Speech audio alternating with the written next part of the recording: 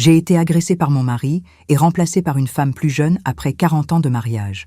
Mais, le dernier jour de sa vie, j'ai révélé qui était le véritable père de nos enfants. Dites-moi ce que vous pensez qu'il va se passer. Votre opinion est très importante et abonnez-vous à ma chaîne pour soutenir mon travail. Votre aide est précieuse. Mes mains tremblaient, tandis que je tenais la casserole de soupe dans la cuisine. 40 ans. 40 ans à préparer le dîner sur cette même cuisinière, avec le même amour que toujours. C'était notre anniversaire de mariage, et même après tout ce temps, mon cœur battait encore plus fort quand je pensais au gâteau, que j'avais gardé pour le dessert, mais cette nuit-là, quelque chose flottait dans l'air. Bernard est arrivé plus tard que d'habitude. L'odeur d'un parfum différent ne me surprenait même plus.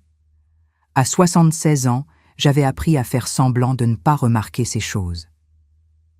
Quand il est entré dans la cuisine, j'ai vu que ses yeux étaient différents. Il y avait une froideur que je n'avais jamais vue auparavant. « Les factures sont encore en retard, Eugénie, » dit-il, jetant les papiers sur la table. Sa voix était lourde d'une colère contenue qui me glaça l'estomac. J'ai essayé d'expliquer que la retraite avait été retardée, que nous allions bientôt tout régler, comme nous l'avions toujours fait. Tout s'est passé si vite. Un instant, je remuais la soupe. L'instant d'après, j'ai senti ses mains me pousser contre le mur. La casserole m'a échappé et le liquide chaud a coulé sur mon bras gauche. La douleur a été instantanée, mais ce qui faisait le plus mal, c'était de voir dans les yeux de l'homme que j'avais aimé toute ma vie cette haine que je ne reconnaissais pas. J'ai passé la nuit blanche, assise au bord du lit, à appliquer de la pommade sur les brûlures. Bernard dormait profondément à mes côtés, comme si rien ne s'était passé. J'ai pensé à nos enfants. Thomas, mon garçon de 39 ans, maintenant installé à Lyon, et Maëlle, ma cadette de 36 ans, qui avait déménagé à Paris. Comment expliquerais-je les pansements quand ils viendraient me voir? Le lendemain matin, j'ai masqué les marques avec du maquillage. Des années à m'occuper de la maison m'avaient appris quelques astuces, comme cacher la tristesse avec un sourire et les blessures avec du fond de teint. C'était un accident, ai-je répété dans le miroir, au cas où quelqu'un me demanderait pour mon bras bandé. La casserole a glissé. Les jours passaient et Bernard rentrait de plus en plus tard. Les chemises que je repassais avec tant de soin revenaient avec des parfums différents, des traces de rouge à lèvres sur le col qu'il ne prenait même plus la peine de cacher. Chaque tache était comme un petit coup de poignard dans mon cœur. Un jeudi après-midi, j'ai décidé d'aller au centre de Nantes pour acheter du fil à coudre. La chaleur de la Loire-Atlantique était accablante, mais j'avais besoin de sortir de la maison, de prendre l'air. C'est là que je les ai vus. Mon monde s'est arrêté un instant. Bernard tenait la main de Sophie, la jeune femme de la pharmacie. Celle-là même qui venait m'apporter mes médicaments pour la tension quand je ne pouvais pas aller les chercher. Elle avait 42 ans, assez jeune pour être notre fille. Ils sont entrés dans une bijouterie, souriant comme des adolescents amoureux. J'ai dû m'appuyer sur une vitrine pour ne pas tomber. Mon cœur s'est emballé d'une façon que je n'avais jamais ressentie. 40 ans de mariage réduits à ça. Mon mari choisissant des bijoux pour une autre femme pendant que je tenais la maison seule, m'occupant de tout. Je suis rentrée à la maison en titubant, les jambes flageolantes me supportant à peine. Les rues de Nantes, que je connaissais si bien, me semblaient un labyrinthe confus. J'ai passé tout l'après-midi assise sur la chaise de la cuisine, regardant dans le vide, attendant qu'il rentre. Quand Bernard est arrivé, il faisait déjà nuit. Il n'a même pas pris la peine de dissimuler l'emballage de la bijouterie dans la poche de sa veste. J'ai décidé de prendre mon courage à deux mains. Pour la première fois de ma vie, j'allais l'affronter. « Je t'ai vu aujourd'hui, Bernard, avec Sophie. » Il n'a même pas changé d'expression. Il a continué à défaire le nœud de sa cravate, comme si j'avais commenté le temps qu'il faisait. « Il était temps que tu le saches de toute façon, Eugénie. Je suis amoureux de Sophie.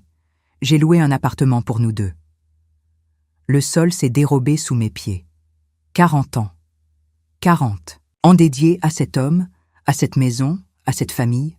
Et il parlait d'amour pour une autre comme on parle de changer de vêtements. « Il y a des papiers que tu dois signer, » a-t-il continué, sortant une enveloppe de sa serviette.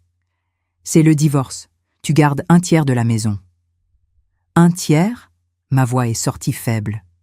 Mais j'ai aidé à acheter cette maison avec l'héritage. De mon père, c'est à prendre ou à laisser, Eugénie. Ne complique pas les choses. Cette nuit-là, pleurant seule dans la salle de bain pour qu'ils ne m'entendent pas, j'ai appelé mes enfants. J'avais besoin de soutien, d'une épaule amie, de quelqu'un qui me dise que je n'étais pas seule dans ce monde qui s'écroulait. Thomas et Maël sont venus le week-end suivant. J'ai préparé le déjeuner qu'ils préféraient, j'ai rangé les chambres comme autrefois. Mais quand j'ai raconté le divorce et la proposition injuste, je n'ai pas trouvé le soutien que j'espérais. « Maman, simplifie les choses », a dit Thomas, mâchant distraitement. « Accepte ce que papa offre. » Maël, influencée par son mari avocat Antoine, a été encore plus cruelle. « Pourquoi se battre en justice, maman ? Ça ne fera qu'apporter une usure émotionnelle inutile pour une femme de ton âge. » Une femme de mon âge, c'est comme ça. Qu'il me voyait, maintenant ? Comme quelqu'un de trop vieux, même pour se battre pour ses propres droits ? J'ai signé les papiers un lundi gris. Bernard n'a même pas regardé dans mes yeux pendant que je gribouillais mon nom sur ses feuilles, qui détruisaient 40 décennies d'histoire. Le même jour, j'ai déménagé mes affaires dans le petit appartement au fond du jardin, où nous rangions auparavant les outils. De ma fenêtre, j'ai vu Sophie arriver avec ses valises de marque. J'ai vu quand elle a commencé à changer la décoration de la maison que j'avais entretenue avec tant de soin pendant 40 ans. Chaque tableau enlevé, chaque rideau changé, c'était comme si l'on m'arrachait un morceau du cœur. Assise seule dans cette petite chambre du fond, regardant les murs vides, je me demandais où j'avais commis une erreur. Étaient-ce les années de silence ? Les fois où j'avais fait semblant de ne pas voir les trahisons ? Ou simplement le temps, qui était passé trop vite et avait emporté l'amour que je pensais éternel ? 3 semaines se sont écoulées dans cette petite chambre du fond. Chaque matin était une nouvelle épreuve, se réveiller et entendre leur rire dans la cuisine, le tintement des couverts qui avaient un jour été miens, l'odeur du café qu'une autre femme préparait maintenant. Sophie tenait à laisser les fenêtres ouvertes, comme si elle voulait que je voie chaque moment de leur bonheur. Un dimanche, tandis que j'arrosais mes plantes dans un pot improvisé, j'ai entendu par hasard Bernard parler de mon 77e anniversaire qui serait la semaine suivante. « On va l'inviter à dîner », a dit Sophie avec cette voix mielleuse qui me donnait des frissons. Ça aura l'air méchant si on ne fait rien. L'invitation est arrivée le lendemain par un billet laissé sur ma porte. « Chère Eugénie », disait le papier parfumé de son écriture soignée, « nous organiserons un dîner spécial pour ton anniversaire. Bernard insiste pour que tu te joignes à nous. Les enfants viendront aussi. » J'ai passé toute la semaine avec un nœud à l'estomac. Je ne voulais pas y aller, mais la solitude me dévorait. Cela faisait des jours que je n'avais parlé à personne d'autre que la dame de la boulangerie. J'ai choisi ma meilleure robe, une bleue marine que j'avais gardée pour les occasions spéciales. J'ai attaché mes cheveux gris en un chignon discret. J'ai mis un rouge à lèvres clair. Je me suis regardée dans le miroir et j'ai vu une femme que je ne reconnaissais même plus. Quand je suis entrée dans le salon, mon cœur s'est serré. La décoration que j'avais choisie avec tant de soin était complètement différente. Les cadres photos de famille avaient disparu, remplacés par des tableaux modernes qui ne disaient rien. Même le canapé, où j'avais l'habitude de faire du crochet les après-midi de dimanche, avait été remplacé par un en cuir noir et froid. Thomas et Maël étaient déjà là, avec leurs conjoints respectifs. Ils m'ont à peine salué. Ils étaient trop occupés à complimenter les changements que Sophie avait faits dans la maison. « C'est tellement plus moderne, n'est-ce pas ?» a dit ma belle-fille, comme si les rideaux que j'avais faits à la main étaient quelque chose d'embarrassant à se rappeler. Pendant le dîner, j'ai essayé de participer à la conversation à plusieurs reprises. J'ai parlé de la recette, de blanquettes de veau que j'avais apprises à Maëlle quand elle était petite, mais Sophie m'a interrompue. « Ah, mais de nos jours, on ne fait plus comme ça, c'est démodé. » J'ai appris de nouvelles techniques dans un cours de gastronomie. Puis est arrivé le plat principal. Quand Sophie a découvert le plat, mon estomac s'est glacé. C'était des crevettes. Et elle savait très bien ma grave allergie. Elle m'avait vu refuser des fruits de mer des dizaines de fois quand elle venait m'apporter mes médicaments à la maison. « Oh, pardon !» a-t-elle dit avec un sourire qui n'atteignait pas ses yeux. « J'avais complètement oublié ton allergie. Quelle tête en l'air je fais !» Je suis restée à regarder l'assiette vide devant moi pendant que tout le monde mangeait. Personne ne s'est proposé de me préparer. Quelque chose de différent. Bernard, qui, pendant 40 ans, avait tenu à signaler mon allergie dans tous les restaurants, mâchait maintenant ses crevettes comme si je n'étais même pas là. C'est alors que quelque chose d'encore pire est arrivé. Sophie a commencé à parler d'enfants, de comment elle voulait avoir un bébé avec Bernard. « Il est encore temps », a-t-elle dit, lui passant la main sur le bras. Le médecin a dit qu'avec les bons traitements, j'ai senti l'air manquer. 40 ans à essayer de tomber enceinte. 40 ans de frustration, de traitements qui n'avaient pas marché, de rêves brisés. Et maintenant, elle parlait de ça devant moi, à la table de mon anniversaire, comme si c'était la chose la plus naturelle du monde. Mais le destin a parfois d'étranges façons de changer nos vies. 3 mois après ce dîner humiliant, un jeudi matin, j'ai reçu la nouvelle. Bernard avait eu une crise cardiaque en prenant son café. J'ai couru à l'hôpital dès que j'ai su, mais à l'accueil, on m'a barré le passage. « Seulement la famille », a dit l'infirmière. J'ai essayé d'expliquer que j'avais été mariée à lui pendant 40 ans, que je connaissais tout son dossier médical, mais Sophie avait déjà laissé des ordres exprès sur qui pouvait ou non entrer dans la chambre. Je restais des heures assise, sur le banc du couloir, attendant des nouvelles. Je voyais les médecins entrer et sortir. J'entendais les murmures sur la gravité de la situation. Sophie déambulait dans les couloirs avec ses vêtements coûteux, donnant des ordres au personnel, agissant comme si elle était la seule à se soucier de Bernard. C'est lors d'un de ces après-midi d'attente que j'ai rencontré Jeanne. Elle était assise sur le banc à côté, attendant des nouvelles de son frère hospitalisé. À 68 ans, elle était veuve et vendait des confitures maison au marché local. Nous avons commencé à discuter et pour la première fois depuis des mois, j'ai senti que quelqu'un m'écoutait vraiment. « Il faut que tu rencontres notre groupe de loisirs créatifs », a dit Jeanne après avoir entendu mon histoire. « Nous sommes toutes des femmes mûres, chacune avec son histoire de vie. Nous nous réunissons 3 fois par semaine à l'église du quartier. » J'ai hésité au début. Je n'avais pas la tête à ça. Mais lors d'un après-midi particulièrement difficile, après avoir été une nouvelle fois empêchée de voir Bernard, j'ai décidé d'accepter l'invitation. Le groupe était petit, seulement 8 femmes, toutes avec leurs histoires de pertes et de nouveaux départs. Quand j'ai vu les broderies exposées sur la table, quelque chose s'est allumé en moi. Je me suis souvenu de ma grand-mère m'apprenant, les premiers points, ses mains ridées guidant les miennes sur le tissu. J'ai commencé doucement, avec une petite serviette. Mes mains tremblaient au début, mais peu à peu, elles se sont souvenues des mouvements. Les points délicats formaient des fleurs, des oiseaux, des petits mondes de fils et d'aiguilles qui me faisaient oublier, pour quelques instants, la douleur que je portais. Bientôt, mes broderies ont commencé à attirer l'attention. Les autres, femmes du groupe, louaient la délicatesse des dessins, le soin des finitions. Jeanne a suggéré que je commence à vendre quelques pièces au marché avec ses confitures. « Tu as un don », disait-elle. « Tu ne peux pas laisser ça se perdre. » Pendant ce temps, la santé de Bernard empirait. Les médecins ont diagnostiqué un grave problème cardiaque, de ceux qui nécessitent une chirurgie à haut risque. J'ai vu Sophie recevoir la nouvelle des coûts de la procédure. Son joli visage s'est tordu en une expression de dégoût en découvrant que l'argent économisé était bien moins que ce qu'elle imaginait. Dans les semaines qui ont suivi, j'ai remarqué qu'elle apparaissait de moins en moins à l'hôpital. Elle avait toujours une excuse, des engagements inévitables, des consultations médicales, des problèmes de famille. Elle a laissé seulement une aide-soignante pour accompagner Bernard, une dame de mauvaise humeur qui passait la journée au téléphone. C'est ainsi que j'ai réussi à commencer à lui rendre visite discrètement, aux heures où je savais que Sophie ne serait pas là. Il était différent, plus maigre, plus pâle, avec un regard perdu qui me brisait le cœur. Parfois, quand je lui tenais la main, j'avais l'impression qu'il voulait me dire quelque chose, mais les mots ne venaient jamais. Les jours à l'hôpital devenaient de plus en plus lourds. Sophie était plus absente que présente. Ses visites ne duraient plus que quelques minutes.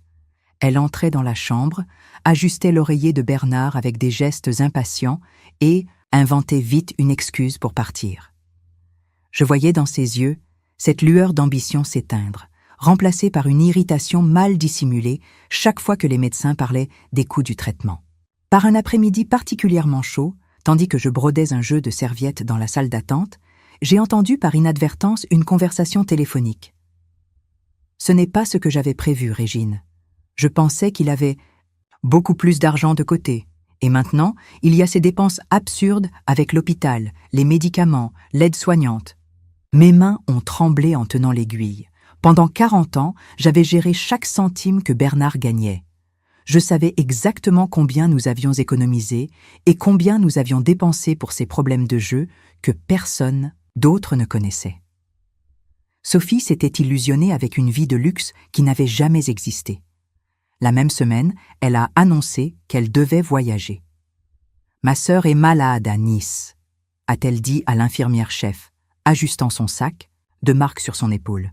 « Je vais m'absenter environ 2 semaines, mais l'aide-soignante reste ici. » L'aide-soignante, Madame Dupont, était une dame de peu de mots qui passait plus de temps à jouer à la patience sur son téléphone qu'à regarder Bernard. Cela m'a permis de rester plus longtemps dans la chambre, surtout pendant la nuit, quand le mouvement à l'hôpital diminuait. C'est lors d'une de ces nuits que j'ai rencontré l'infirmière Claire. Elle avait presque mon âge et travaillait depuis 30 ans dans cet hôpital. « Vous êtes différente », m'a-t-elle dit en changeant la perfusion. Je vois tant de cas de famille qui abandonnent les personnes âgées ici, mais vous continuez à venir, même après tout ce qu'il a fait. Je n'ai pas su lui expliquer que ce n'était pas par amour, du moins, plus cet amour romantique d'avant. C'était par compassion peut-être. Ou peut-être parce qu'après 40 ans à s'occuper de quelqu'un, on ne peut pas simplement arrêter de s'en soucier. Lors de mes visites discrètes, j'ai commencé à apporter ma broderie. Pendant que Bernard dormait, je créais des fleurs et des oiseaux sur le tissu blanc, chaque point une mémoire, chaque couleur une histoire que je gardais juste pour moi. Parfois, je le voyais m'observer avec un regard différent. Pas ce regard froid des dernières années, mais quelque chose de plus profond, comme s'il essayait de comprendre quelque chose que même lui ne savait pas expliquer. Par un après-midi, particulièrement difficile, quand les médecins ont augmenté la dose des médicaments à cause des douleurs, il m'a pris la main. Ses doigts étaient froids, tremblants. « Pourquoi viens-tu encore, Eugénie » a-t-il demandé d'une voix faible. J'ai continué à broder, les yeux fixés sur le tissu. « Parce que quelqu'un doit venir, Bernard. » C'est alors qu'il a commencé à pleurer. Ce n'étaient pas des larmes de douleur physique. Je les connaissais bien après tant d'années. C'étaient des larmes de regret, de celles qui viennent du fond de l'âme. « Pardonne-moi » a-t-il murmuré, « pour tout. Pour l'agression, le mépris, pour avoir gâché 40 ans. » Mes mains se sont arrêtées au milieu d'un point. Combien de nuits avais-je rêvé de ce moment? Combien de fois avais-je imaginé qu'il me demanderait pardon? Mais maintenant, en entendant ces mots, je ne ressentais pas la satisfaction que j'attendais. Seulement une immense fatigue, une vieille tristesse qui semblait ne jamais finir. « Sais-tu ce qui me fait le plus mal ?» a-t-il continué, regardant le plafond. « Avoir détruit notre famille. Thomas et Maëlle, ils étaient si proches de nous. Maintenant, ils apparaissent à peine à l'hôpital. » J'ai senti mon cœur se serrer. Ce secret que j'avais porté pendant 4 décennies a pesé, encore plus à ce moment-là. Thomas et Maëlle. Mes enfants. Nos enfants. Mais pas les siens. C'est cette nuit-là que les examens se sont dégradés de façon drastique. Le médecin a dit que le cœur ne répondait pas bien au traitement, qu'il fallait se préparer au pire. J'ai appelé les enfants, mes mains tremblantes au téléphone de l'hôpital. En attendant qu'ils arrivent, je me suis souvenu de cet après-midi, 40 ans auparavant, quand j'avais découvert la première trahison de Bernard. J'avais seulement 36 ans, le même âge que Maëlle aujourd'hui. La douleur a été si grande que j'ai cherché du réconfort dans les bras d'Augustin, son frère cadet. Augustin était différent, gentil, attentionné, l'opposé de son frère. Ce ne fut qu'une nuit, un moment de faiblesse qui a tout changé. 9 mois plus tard, Thomas est né. 3 ans plus tard, Maëlle. Bernard ne s'est jamais douté de rien. Il était trop occupé par ses propres aventures pour remarquer que les enfants ne lui ressemblaient pas. Augustin est mort dans un accident de voiture avant que Maëlle ait 1 an. Il a emporté avec lui notre secret, me laissant seul avec cette vérité qui brûlait à l'intérieur.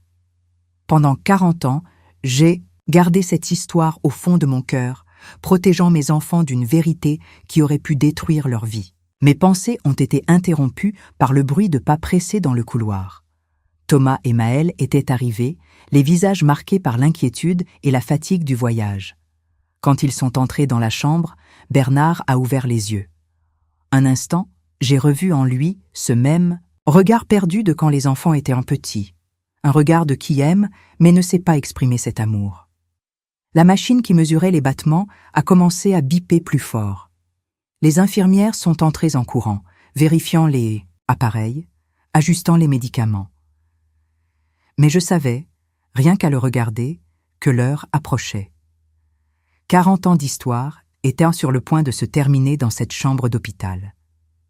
C'est alors que quelque chose en moi s'est brisé. Tant d'années à garder ce secret, tant de nuits à pleurer seule, tant de peur de blesser les personnes que j'aimais le plus. Mais maintenant, en voyant Bernard dans ce lit, en voyant mes enfants souffrir pour un père qui n'était jamais vraiment le leur, j'ai senti que je ne pouvais plus porter ce poids. La chambre de l'hôpital est devenue absolument silencieuse. Seul le bruit des appareils et la respiration lourde de Bernard remplissaient l'environnement. Thomas était assis sur une chaise dans le coin, tripotant nerveusement son téléphone, tandis que Maëlle tenait la main de son père, des larmes silencieuses coulant sur son visage. Je me suis approchée du lit lentement, mon cœur battant, si fort que je pensais que tout le monde pouvait l'entendre. « Bernard », l'ai-je appelé doucement, ma voix presque un murmure. Il a ouvert les yeux lentement, ce même regard perdu qu'avant. « J'ai quelque chose à te dire, quelque chose que j'ai gardé pendant 40 ans. » Maëlle a relevé la tête, curieuse. Thomas a finalement lâché son téléphone. Le moment que j'avais tant redouté pendant 4 décennies était arrivé. Et il n'y avait plus de retour en arrière. « Tu te souviens de ta première trahison ?» ai-je continué, mes mains tremblant si fort que j'ai dû les tenir l'une l'autre. « Quand tu as passé 6 mois à voyager avec cette vendeuse de cosmétiques en disant que c'était des voyages de travail ?» J'ai vu quelque chose passer dans ses yeux, un éclair de reconnaissance, peut-être de honte. Ou était-ce la peur? De ce qui allait arriver? « Maman !» Maëlle a commencé, mais j'ai levé la main pour demander le silence. « J'ai tout découvert, Bernard. Les mensonges, les appels téléphoniques, l'argent qui disparaissait de notre compte. J'étais enceinte. De 2 mois à l'époque, mais j'ai perdu le bébé avec le choc. » Ma voix a un peu faibli, la vieille douleur toujours vive après tant de temps. C'est alors que j'ai mieux connu ton frère Augustin. Le moniteur cardiaque a commencé à biper un peu plus vite.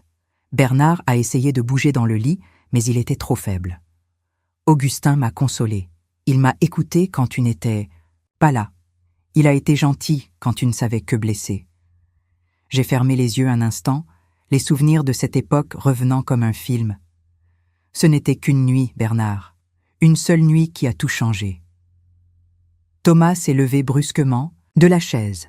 Je crois qu'il commençait à comprendre où cette histoire allait mener. Maëlle a serré plus fort la main de son père, son visage un masque de confusion et de peur. 9 mois plus tard, Thomas est né. Les mots sont sortis comme des pierres de ma bouche, lourds, définitifs. Et 3 ans plus tard, Maëlle. Le silence qui a suivi a été assourdissant. Thomas a chancelé jusqu'à s'appuyer contre le mur, comme s'il avait reçu un coup de poing. Maëlle a lâché la main de Bernard et a couvert sa bouche avec ses mains, les yeux écarquillés de choc. « Augustin était votre père », ai-je finalement dit, les larmes que j'avais retenues pendant 40 ans coulant maintenant librement sur mon visage. « Il est mort dans cet accident avant que tu aies 1 an, Maëlle. Il a emporté notre secret avec lui. » Ou c'est ce que je pensais. Bernard avait les yeux fixés sur le plafond, une seule larme coulant au coin de l'œil. Le moniteur cardiaque continuait son rythme irrégulier, comme s'il accompagnait la turbulence de ce moment. « Pourquoi ?» a réussi à dire Thomas, sa voix étouffée. « Pourquoi raconter ça maintenant ?» Je me suis approché de lui, essayant de toucher son visage, mais il s'est éloigné. « Parce que je n'en peux plus de porter ce poids seul. Parce que vous méritez de savoir la vérité sur qui vous êtes, parce que... » J'ai regardé Bernard dans le lit. Parce que nous avons tous besoin de paix avant qu'il ne soit trop tard. Maëlle a commencé à sangloter, un pleur profond qui semblait venir de l'âme. Alors toutes ces histoires sur le fait que je ressemblais à la grand-mère paternelle étaient vraies, ai-je complété doucement. Tu ressembles beaucoup à la mère d'Augustin. Les mêmes yeux, le même sourire. La chambre a replongé dans un silence pesant. Dehors, la nuit était déjà tombée sur Nantes, et les lumières de l'hôpital créaient des ombres étranges sur les murs. Une infirmière est entrée pour vérifier les appareils, mais sentant la tension dans l'air, elle est sortie rapidement, sans rien dire. C'est Bernard qui a brisé le silence. Sa voix était faible, presque un murmure, mais chargée d'une émotion que je n'avais jamais entendue auparavant. « J'ai toujours su », a-t-il dit, nous faisant tous retenir notre souffle. Au fond, je crois que j'ai toujours su. La façon dont Augustin les regardait, comme il pleurait dans les bras de Thomas, comme il passait des heures à jouer avec Maëlle. Mes jambes ont fléchi et j'ai dû m'appuyer sur le lit. 40 ans à garder un secret qui, finalement, n'était pas si secret que ça. Pourquoi ? N'as-tu jamais rien dit ? Ai-je demandé, ma voix tremblant.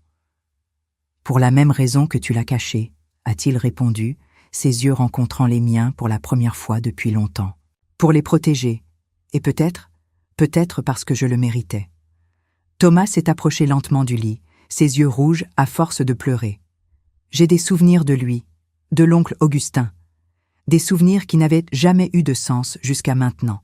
Il m'emmenait pêcher, il m'a appris à faire du vélo. Il t'aimait tellement, ai-je murmuré, me souvenant comme Augustin brillait de fierté à chaque petite réussite de son fils. Vous deux étiez sa plus grande joie.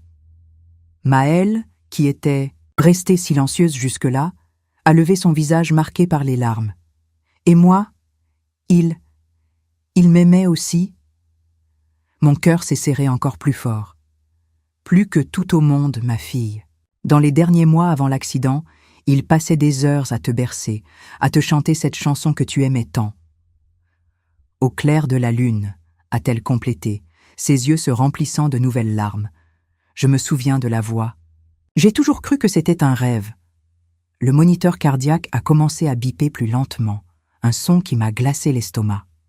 Les yeux de Bernard devenaient lourds et sa respiration plus difficile. « Pardonnez-moi », a-t-il dit, sa voix de plus en plus faible. « Vous tous, pardonnez-moi. » Thomas et Maëlle se sont rapprochés du lit, chacun tenant une de ses mains. Un instant, nous avons ressemblé à nouveau à cette famille d'il y a 40 ans. Seulement, maintenant, il n'y avait plus de mensonges entre nous. « Je te pardonne », ai-je dit doucement, posant ma main sur la sienne. « Pour tout. » La machine a commencé à faire un son différent, plus aigu. Une infirmière est entrée en courant dans la chambre, suivie par un médecin. Mais je savais, rien qu'à regarder Bernard, que c'était la fin.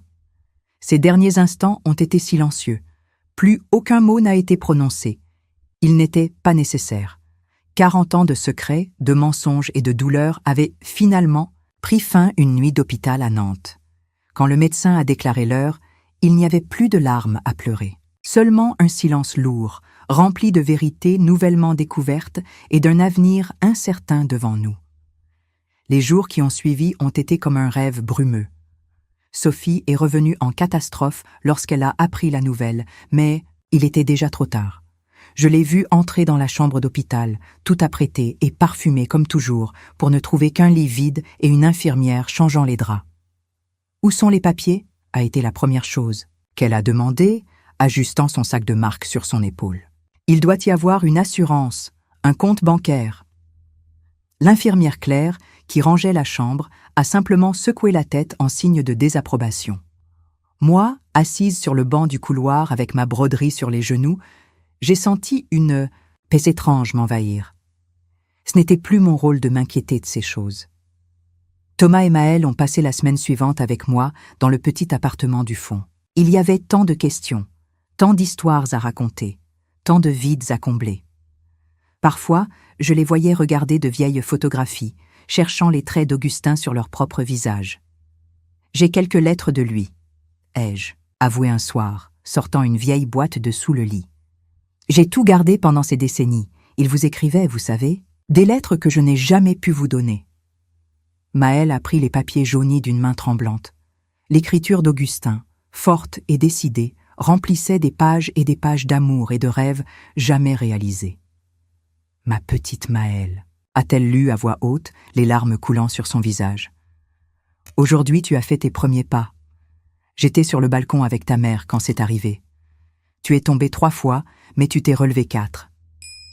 Tu montres déjà cette force que tu porteras toute ta vie. Thomas a trouvé sa première photo avec son vrai père. C'était un jour de pêche, lui n'ayant que 5 ans, tenant un petit poisson comme un trophée. Augustin était derrière lui, avec ce large sourire qui était sa marque de fabrique. « Je me souviens de ce jour », a-t-il murmuré, passant les doigts sur la photographie. « Je me souviens de l'odeur de la rivière, du son de son rire. J'ai toujours trouvé étrange d'avoir des souvenirs aussi vifs d'un oncle que je connaissais à peine. » Ce fut une semaine de guérison, de reconnexion, de commencer à construire une nouvelle histoire sur des fondations plus vraies. Mais ce fut aussi une semaine de décisions importantes. Sophie, découvrant qu'il n'y avait ni fortune cachée, ni assurance millionnaire, a disparu aussi vite qu'elle était apparue dans nos vies. Elle a laissé la maison en désordre, n'emportant que ses vêtements de marque et quelques bijoux. « Tu ne vas pas retourner à la maison ?» a demandé Maëlle un matin pendant que nous prenions le café. « Maintenant qu'elle est vide ?» J'ai secoué la tête, regardant par la fenêtre de mon petit appartement. Les fleurs que j'avais plantées dans des pots improvisés commençaient à éclore, colorant le rebord. « Non, ma fille, cette maison garde trop de souvenirs. Certains bons, d'autres moins. Je pense qu'il est temps de construire quelque chose de nouveau. » C'est alors que Jeanne, mon amie du groupe de loisirs créatifs, a eu une idée qui changerait tout. Elle avait une vieille maison de ville au centre de Nantes, héritage de son mari. Le 2e étage était vide depuis des années. « Viens habiter avec moi, Eugénie », a-t-elle proposé lors d'une de nos rencontres. L'espace est grand, il y a un beau balcon donnant sur le jardin. On peut transformer le salon du devant en boutique pour vendre nos travaux. L'idée a grandi comme une graine bien plantée. Bientôt, d'autres femmes du groupe se sont jointes au projet. Marie, qui faisait du crochet, Thérèse avec ses travaux en macramé, Madame Martin et ses poupées de chiffon. Thomas et Maëlle m'ont aidé à déménager. Pendant que nous faisions les cartons des quelques affaires que j'avais emportées dans l'appartement du fond, nous avons trouvé plus de photographies, plus de lettres, plus de morceaux d'une histoire que nous pouvions enfin raconter ouvertement. « Maman », a dit Thomas en portant une boîte de livres, « tu es la personne la plus forte que je connaisse. » J'ai souri, pliant soigneusement une broderie que j'étais en train de faire. « Ce n'est pas de la force, mon fils, c'est de l'amour. Tout ce que j'ai fait, même cacher la vérité pendant si longtemps, c'était par amour pour vous. » La boutique, que nous avons ouverte chez Jeanne, est devenue un lieu de rencontre pour les femmes de la ville. Ce n'était pas seulement un endroit pour vendre de l'artisanat, c'était un espace de guérison, d'histoires partagées, de larmes séchées et de sourires retrouvés. J'ai donné à l'établissement le nom de « broderie de vie ». Chaque pièce que nous créions portait une histoire, un souvenir, un morceau de nous-mêmes transformé en art. Maëlle a commencé à venir plus souvent à Nantes, amenant les enfants passer les week-ends. Lors d'une de ses visites, en me regardant broder, elle a fait une demande spéciale. « Maman, est-ce que tu pourrais m'apprendre? Je voudrais apprendre à broder aussi. » Mes mains se sont arrêtées au milieu d'un point. Je me suis souvenue de ma grand-mère qui m'apprenait, tant d'années auparavant, de la tendresse dans ses gestes, de la patience dans ses explications. Maintenant, c'était à mon tour de transmettre ce savoir. « Bien sûr, ma fille, on va commencer par quelque chose de simple. » Pendant que j'apprenais à Maëlle les premiers points, je lui ai raconté plus d'histoires sur Augustin. Comme il apportait souvent du fil et une aiguille quand il venait me rendre visite en cachette, disant qu'un jour nos enfants apprendraient cet art aussi. Comme il rêvait de nous voir ensemble, une vraie famille. Thomas passe parfois à la boutique avec sa femme et ses enfants. Lors d'une de ses visites, il a apporté une surprise. Il avait trouvé un vieux journal intime d'Augustin dans le grenier de la maison de sa grand-mère paternelle. « Je me suis dit que tu aimerais la voir », a-t-il dit, me tendant le carnet, abîmé. J'ai lu ces pages pendant plusieurs nuits, découvrant plus sur l'homme que j'avais aimé en secret pendant tant d'années. Ses espoirs, ses peurs, son amour immense pour les enfants qu'il avait à peine connus. La maison que j'avais partagée avec Bernard a été vendue. Avec l'argent, j'ai aidé Jeanne à rénover la maison de ville, la transformant en un espace encore plus accueillant. Nous avons planté un jardin à l'arrière, avec des fleurs de toutes les couleurs. C'est là que je fais mes broderies les après-midi ensoleillés, entourées par le parfum des roses et le chant des oiseaux. Les femmes du groupe continuent de se réunir 3 fois par semaine. Nous sommes une famille différente maintenant, une famille choisie, construite avec des fils d'amitié et de compréhension. Quand l'une de nous est triste, les autres savent exactement quoi faire. Préparer un café, offrir une épaule, partager une histoire. Hier, en rangeant de vieilles affaires, j'ai trouvé cette dernière serviette que j'avais brodée à l'hôpital pendant que je veillais les derniers jours de Bernard. Elle était inachevée, avec une fleur à moitié faite dans le coin du tissu. J'ai décidé de terminer la broderie, mais d'une manière différente. Là où il n'y avait qu'une fleur solitaire, j'ai créé un jardin entier. Roses, marguerites, orchidées, toutes s'entremêlant dans un motif qui parle de recommencement, de croissance, de vie qui continue. À 77 ans, j'ai appris qu'il n'est jamais trop tard pour reconstruire sa propre histoire, que les secrets les plus lourds, lorsqu'ils sont enfin révélés, peuvent se transformer en ailes, que l'amour, même lorsqu'il est vécu dans l'ombre, a le pouvoir d'illuminer des générations entières. Maintenant, assise sur le balcon de la maison de Jeanne, brodant tout en observant le soleil se coucher sur Nantes, je ressens une paix que je n'aurais jamais imaginée possible. Mes enfants savent qui ils sont. Mon cœur est léger, et mes mains, ces mêmes mains qui ont si longtemps gardé des secrets, créent maintenant de la beauté librement, un point à la fois, tissant non seulement du fil et une aiguille, mais aussi de l'espoir, du pardon et un nouveau départ. La vie est comme une broderie, j'ai l'habitude de dire aux femmes qui fréquentent notre boutique. L'envers peut être confus, plein de nœuds et de raccords, mais quand on retourne le tissu, on voit que chaque point, chaque erreur, chaque réussite fait partie d'un dessin plus grand, un dessin que seul le temps et l'amour peuvent révéler.